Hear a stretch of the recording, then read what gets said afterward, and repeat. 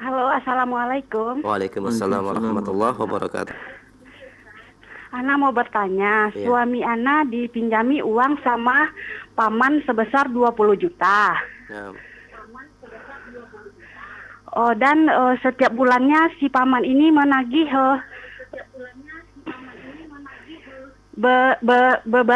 seberapa ikhlasnya aja. Cuma sebelumnya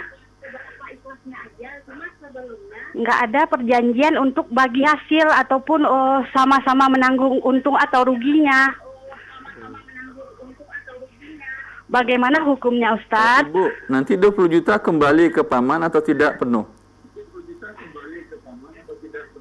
Penuh, Ustadz, kembalinya penuh. Nanti kembalinya harus 20 juta juga. Iya, Ya, berarti ini nggak boleh nih, Bu. Ini riba dengan bunga yang tidak tetap. iya. Bunganya fluktuasi, terserah berapa ikhlasnya kamu. Oh, dan Ana sebagai istri udah sering menasehati suami untuk menghentikan itu dan mengembalikan uangnya. Iya, Ibu. Cuma suami agak susah, Ustadz, masih ngeyel gitu. Dan bagaimana hukumnya Ana sebagai istri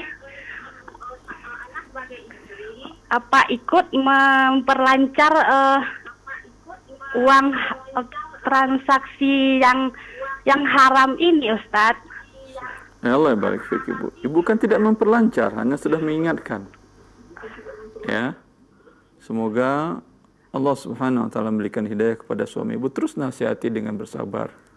Terus nasihati dengan bersabar, ingatkan akan ancaman Allah bagi si pelaku riba. Baik yang memakan, yaitu paman tadi memakan riba karena mendapat seikhlasnya ribanya, sedangkan bagi suami ibu adalah pemberi makan. Dua-duanya sama dikutuk oleh Allah Azza wa Jal. Ta'ala Rasulullah akila riba wa mukilahu wa katibahu wa syahidaihu sawa. Bahwa Rasulullah mengutuk, mendoakan agar dijauhkan dari rahmat Allah orang yang memakan paman tadi, pemberi makan suami ibu, katibahi kalau dicatat akadnya oleh penulis, syahidai saksi akad. Ibu bukan saksi karena ibu sudah mengingkari, sudah menasihati, dan semoga Allah Subhanahu wa taala memberikan hidayah kepada kita semua untuk meninggalkan hal-hal yang diharamkan olehnya. Assalamualaikum warahmatullahi wabarakatuh. Warahmatullahi wabarakatuh. Baik, Ustaz, bagaimana hukumnya atau mohon maaf, bagaimana cara menghapus dosa riba di masa lalu, Ustaz? Allah mengatakan, "Faman ja'ahu mau'izatun min rabbih fantaha, falahu ma salafa wa amru ila Allah, wa man 'ada fa ulaika ashabun nar, hum fiha khalidun." Kata Allah Azza wa Jalla, barang siapa yang datang kepada dia peringatan Allah, Allah mengharamkan riba, tahu dia pada saat ini, dulu mungkin karena jauh dari agama Allah, nggak tahu dia, orang ikut beli kendaraan dengan cara riba, dia beli juga, ikut juga. Orang beli rumah dengan cara riba, dia ikut juga. Orang nabung dapat tambahan riba, dia ikut juga. Karena ikut kebanyakan teman-teman dan lain-lain. Kemudian alhamdulillah Allah berikan hidayah dan dia tahu riba. Ya, maka kata Allah saat itu berhenti. Apapun konsekuensinya. Harus dijual aset, jual aset untuk menutupi hutang ribanya. Bila sudah tertutupi hutang ribanya dan selesai, ya, semoga Allah Subhanahu wa taala memaafkan yang telah berlalu dari dosa-dosa tersebut. Wa amruhu ilallah. Jangan teruskan lagi semenjak tahu itu. Semenjak tahu tapi masih belum juga dilunasi hutang ribanya, masih ada akad ribanya, maka kata Allah, inilah orang-orang yang diancam oleh Allah untuk masuk neraka dan kekal di dalamnya, kata Allah Azza wa Jalla. Yang sudah selesai hutang ribanya, sudah tidak ada akad riba satupun, ya, alhamdulillah. Status barang yang dia beli tadi dengan pinjaman riba halal, karena akad ribanya sudah selesai. Yang haram adalah ribanya saja. Wabillahi taufiq. Assalamualaikum warahmatullahi Assalamualaikum. Dari hamba Allah. Saya bekerja di salah satu perusahaan daerah bergerak di bidang pelayanan air bersih. Yang saya tanyakan, apakah termasuk riba di mana perusahaan tersebut menerapkan tagihan tiap bulan dan dikenakan denda 10% jika ada keterlambatan. Di bulan selanjutnya naik 12%. dan di bulan berikutnya naik 15%, sehingga sanksi adminnya sampai 132.000. Apakah riba dari usaha perusahaan daerah itu, Ustaz? Jazakallahu khair. Allah barik fiik. Iya, jelas ini pun riba jahiliyah. Anzirni azidka. Iya.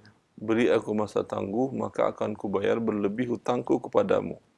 Ya, ijma' para ulama ini adalah riba jahiliyah. Cuman masalahnya bagi pengguna air PDAM, kalau mereka adalah orang yang tidak punya solusi lain, seperti orang yang tidak memiliki air tanah yang bisa digunakan. Ya, ada beberapa daerah mungkin yang tidak bisa air tanahnya dimanfaatkan dengan baik, maka dalam kondisi darurat dia. Ya, bagi dia tidak berdosa. Tapi bagi lembaga yang menerapkan sanksi seperti ini, mereka adalah lembaga yang mendapatkan riba dari pekerjaannya tersebut. Maka pihak yang membuat akadnya adalah pihak yang membuat akad dengan cara sanksi riba. Saya faham maksud mereka adalah mengatakan kalau tidak begitu orang-orang tidak disiplin membayar. Ya. Akan tetapi tidak mungkin sebuah dosa besar membuat orang disiplin, membuat orang jadi baik, tidak mungkin. Saya yakin seperti perusahaan listrik negara yang mengubah menjadi prabayar. Mana yang lebih disiplin orang antara prabayar yang tidak ada denda ribanya dengan yang pasca bayar? Pasti lebih disiplin yang prabayar. Kalau dia terlambat, padam, nggak pakai lampu. Kalau terlambat, PDAM-nya langsung mati airnya. Pasti lebih disiplin dia. Ya, maka ini adalah bisikan syaitan, rayuan syaitan kepada para pengambil kebijakan di bidang ini, bahwasanya menurut mereka dengan cara riba orang menjadi disiplin, padahal wallah ta'ala, Allah tidak. Ini adalah bisikan rayuan syaitan. Semoga Allah Subhanahu wa taala memberikan kita dan orang-orang yang memiliki kebijakan dan pemegang kebijakan dalam hal ini bertakwa kepada Allah dan semuanya mendapatkan kebaikan di dunia sebelum di akhirat.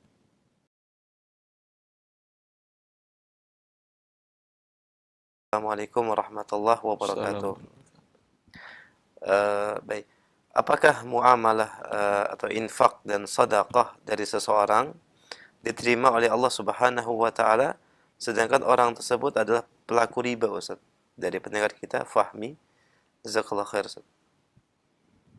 Apakah sedekah infak seorang pelaku riba diterima oleh Allah Azza wa Jalla? Jawabannya tidak.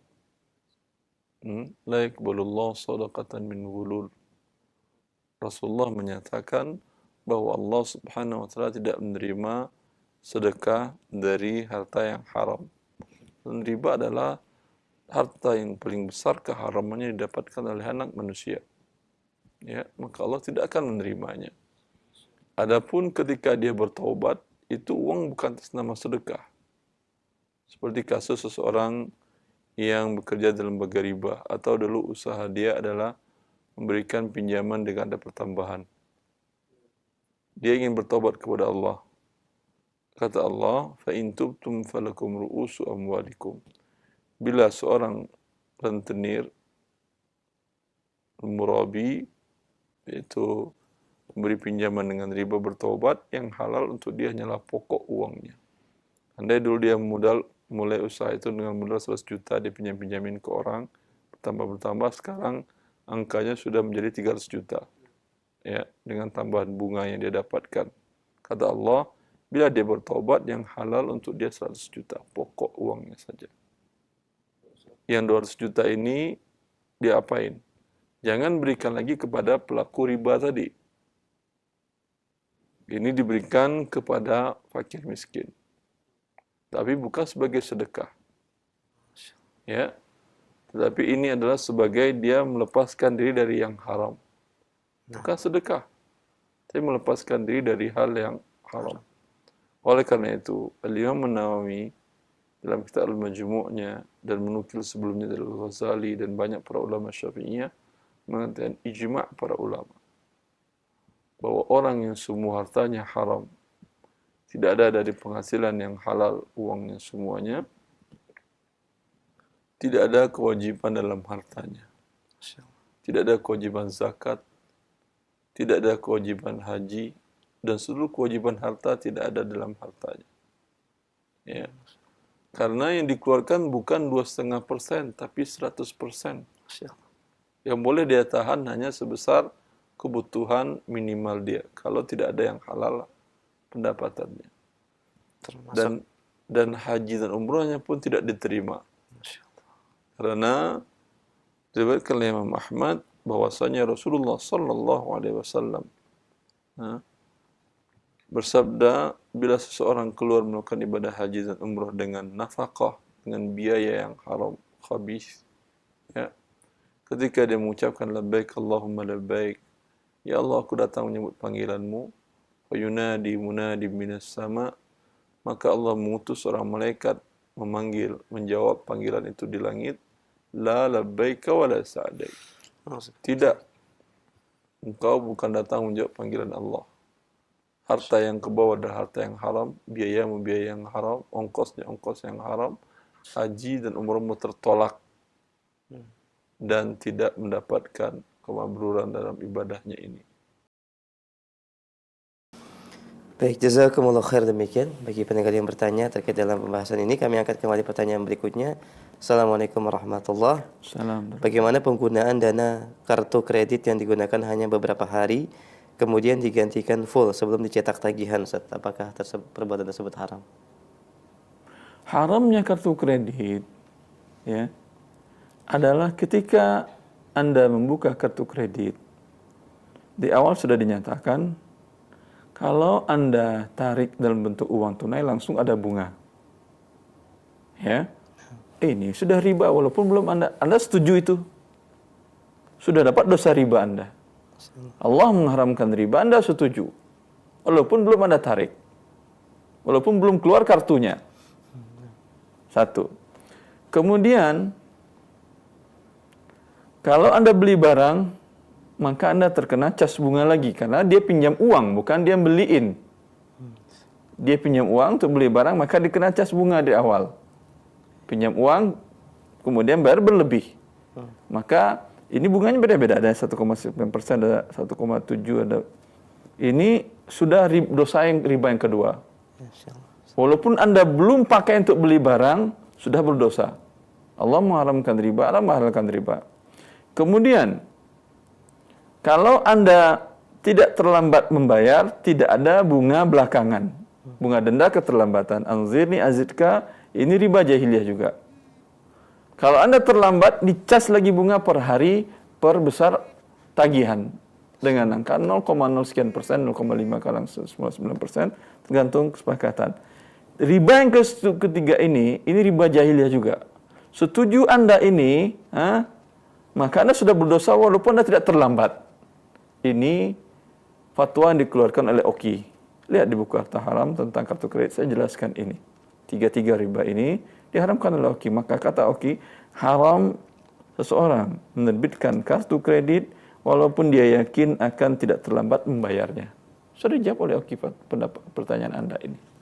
Ya. Maka dengan demikian bertobatlah kepada Allah Subhanahu wa taala. Ya.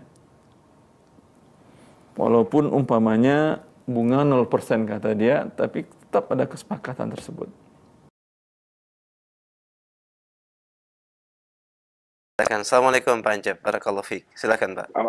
Ya, Pak Ustaz, saya mau tanya mengenai apakah boleh kita membeli suatu barang kendaraan dengan cara over kredit dari orang lain sehingga kita hanya meneruskan sisa cicilannya saja. Terima kasih Pak Ustaz. Baik, sama-sama Pak. Jazakallahu khair Pak Anjab, barakallahu fiik. Pertanyaan beliau jelas dan sering ditanyakan, bolehkah kita beli barang over kredit, melanjutkan kredit orang lain? Ketahuilah dalam akad jual beli kredit dengan pihak leasing dan lainnya, biasanya akad itu mengandung unsur ribawi. Ada pasal pernyataan bahwasanya bila terlambat melunasi angsuran atau tagihan bulanan, maka akan dikenakan pertambahan.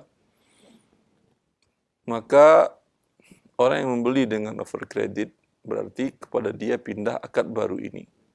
Bila dia menyetujuinya berarti dia menyetujui perbuatan riba, maka dia berdosa dan dosanya dosa besar. Termasuk di antara 7 dosa yang menghancurkan seseorang. Dikatakan oleh Rasulullah sallallahu alaihi wasallam, dan termasuk dosa yang paling besar dalam Al-Quran yang dijelaskan oleh Imam Malik. Fadhal. Assalamualaikum warahmatullahi wabarakatuh. Ustaz, saya ingin memulai usaha dan butuh sekali kendaraan. Dan saya mengerti bahwa mengambil di leasing perbuatan riba. Bagaimana solusi untuk menghapuskan riba tersebut, Ustaz? Apa yang harus saya lakukan? Jazakallah khair. Allah barik fiik. Ya, untuk modal dalam berusaha, ya, ada ceramah singkat saya kalau tidak salah tentang permodalan dalam berbisnis, mencari modal dengan cara yang syar'i. Ya. Kalau dapat pinjaman tanpa ada pertambahan, alhamdulillah, tapi ini susah. Ya. Selain itu bisa Anda jual aset yang ada. Jual tanah, jual segala macam, tapi dalam rangka investasi namanya. Anda jual, wah kalau saya sudah gak punya rumah, saya mau tinggal di mana? Sewa rumah. Ya. Mau tinggal di mana? Ya tinggal di rumah. Gak mungkin tinggal di kolong jembatan mau berbisnis.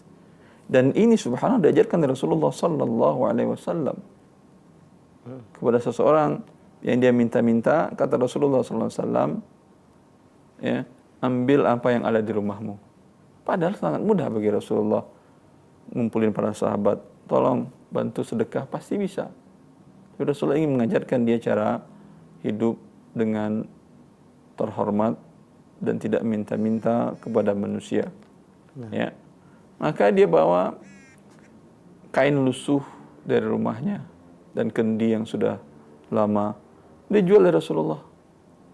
Lalu Rasulullah dapat terjual dengan 2 dirham, 1 dirham dibelikannya kapak oleh Rasulullah, suruh beli kapak, lalu dipasang Rasulullah, disuruh Rasulullah SAW, tatib, pergi cari kayu bakar.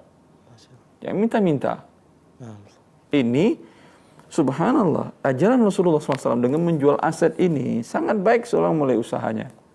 Karena dia mulai dengan sebuah pengorbanan. Bukan dengan dapat pinjaman enak. Kalau pinjaman enak, di awalnya enak, betul belakangnya nggak ada yang enak.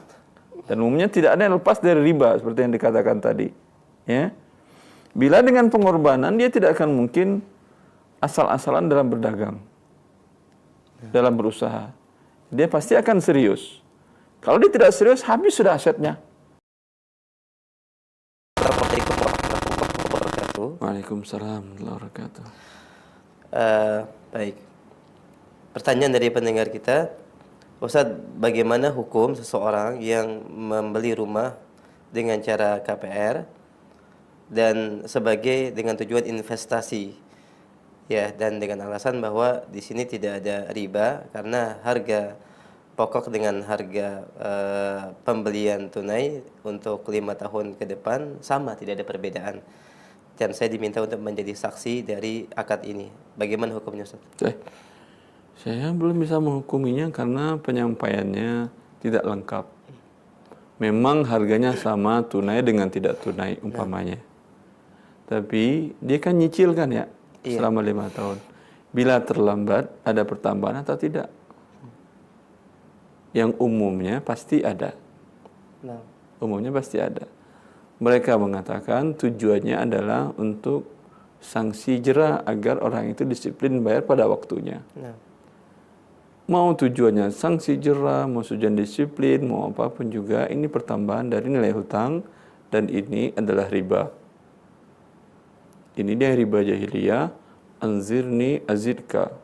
Beri aku masa tangguh, tempo pembayaran, penjadwalan ulang, nanti aku tambah. Maka ini riba jahiliyah. Maka investasi dengan cara melakukan riba bukan investasi namanya. Kehancuran bagi harta Anda dan bagi Anda sendiri sebagaimana dijanjikan oleh Allah. Yamhaqullahu riba wa yurbis sadaqat. Allah hancurkan riba dan Allah tumbuh kembangkan harta dari yang disedekahkan.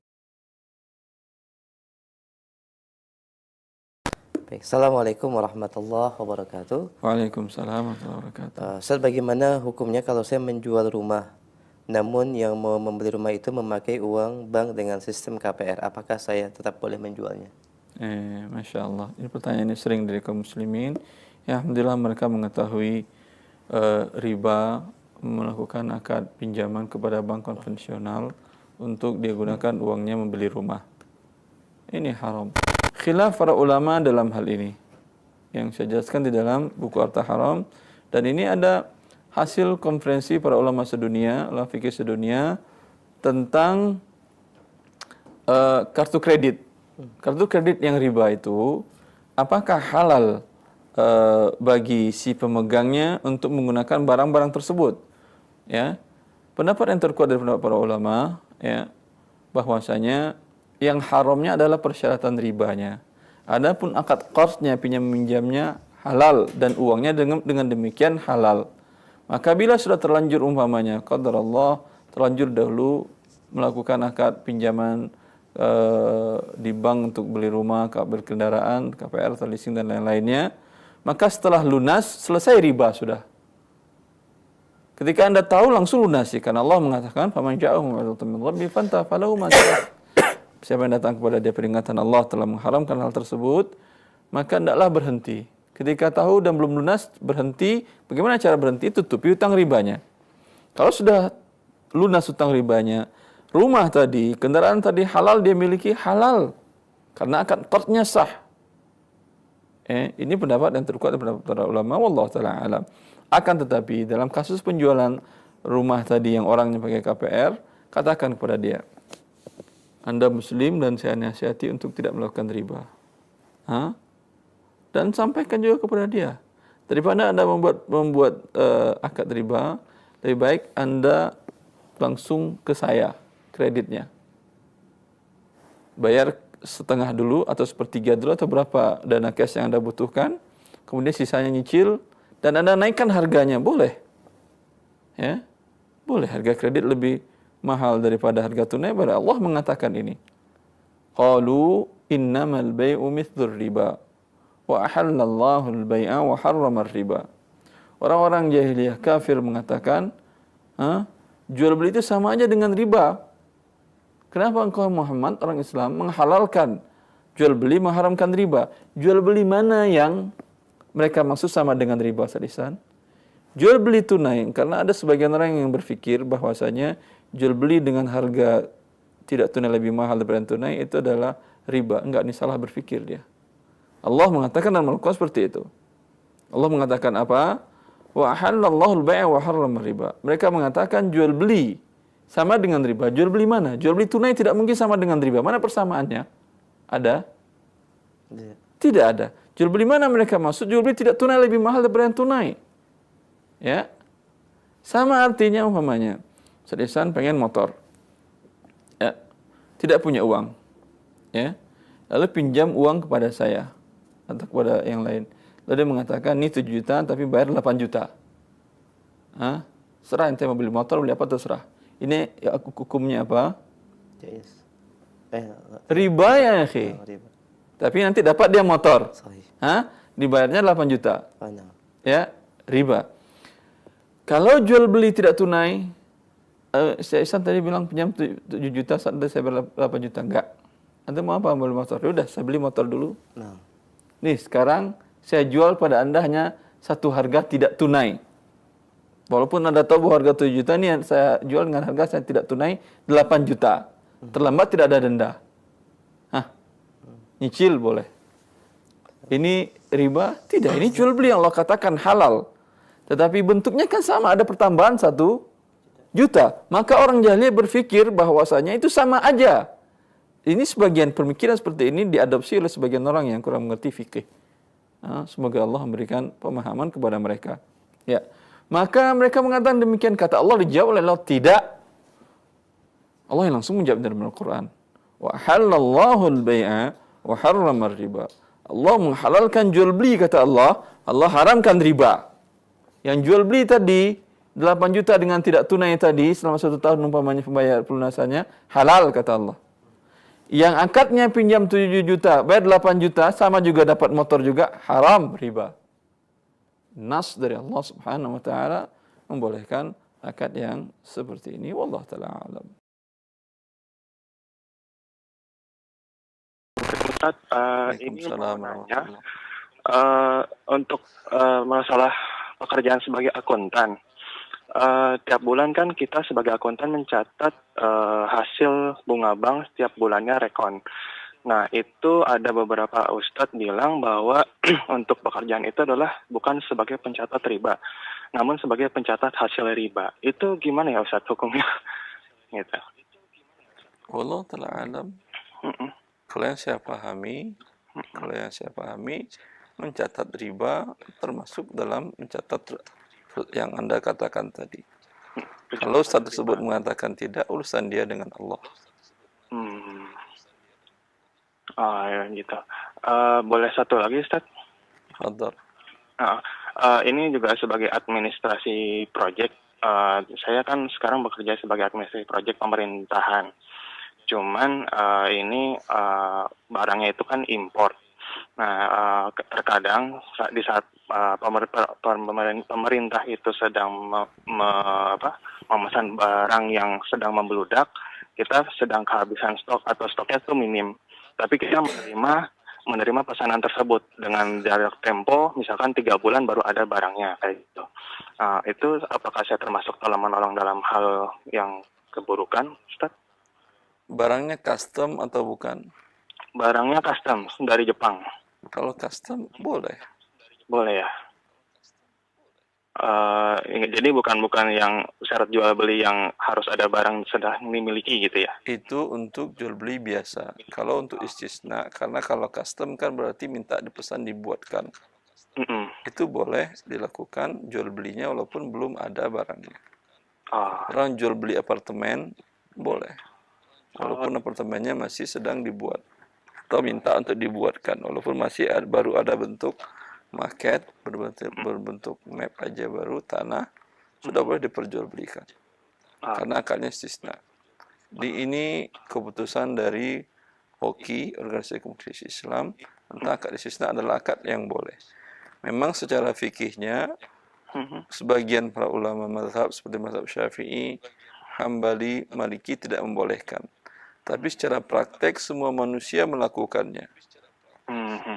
Anda beli nasi goreng, sudah ada nasi goreng atau belum? Belum. Boleh atau tidak? Boleh. Lah kenapa boleh? Kan belum ada nasi gorengnya. Iya. Kalau ketika nasi goreng Anda bilang boleh, ketika barang tadi Anda bilang tidak boleh. Karena masuk terkena itu hukum yang harus jual beli semuanya ada barangnya dulu. Karena itu akadnya istisna, maka boleh. Ya, Assalamualaikum Ustaz. Assalamualaikum warahmatullahi wabarakatuh. Ada promosi tabungan. Promosi tabungan. Iya, tapi dia memberikan tabungan di mana ini Pak Suwanto? Lembaga riba atau syariah? Syariah. Dia akadnya begini, kalau misalkan menabung nanti dikasih hadiah gitu. Tapi hadiahnya di depan. Promosi tabungan. Tabungannya, apakah tabungan tanpa pertambahan? Giro wadiah. Tanpa pertambahan. Ya, giro wadiah. Kalau giro wadiah, semua para ulama dan semua legal hukum dunia mengatakan akadnya pinjaman. Maka tidak boleh ada bonus segala macam. Ya, bila ada bonus segala macam, ada promo segala macam, maka ini adalah riba. Ya, karena di sini tidak ada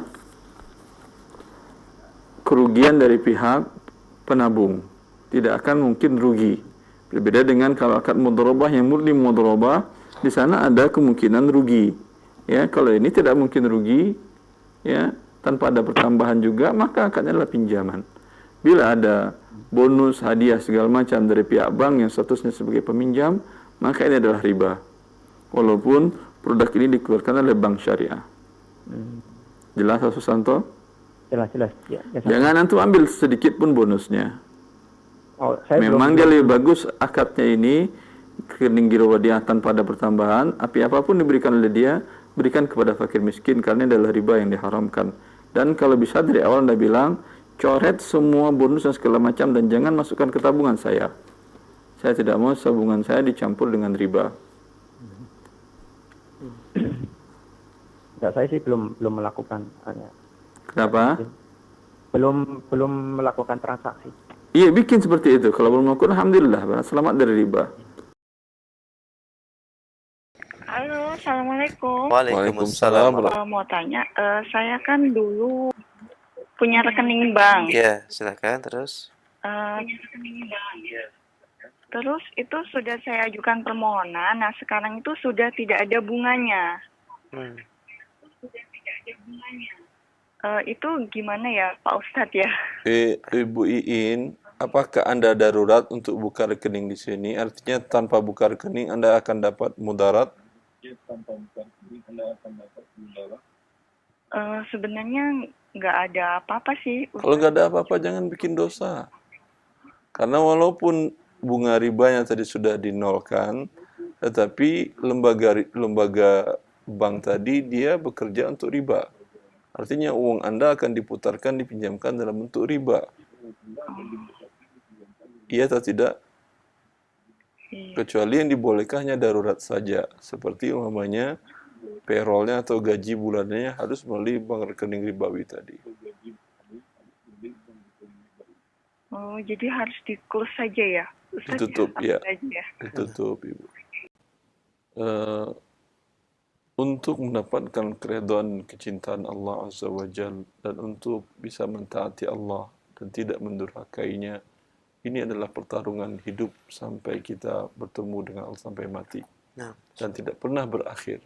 Oleh karena itu, selalulah untuk meyakinkan diri agar bisa selalu mentaati Allah dan tidak memaksiatinya, apalagi dalam masalah rezeki yang diberikan oleh Allah.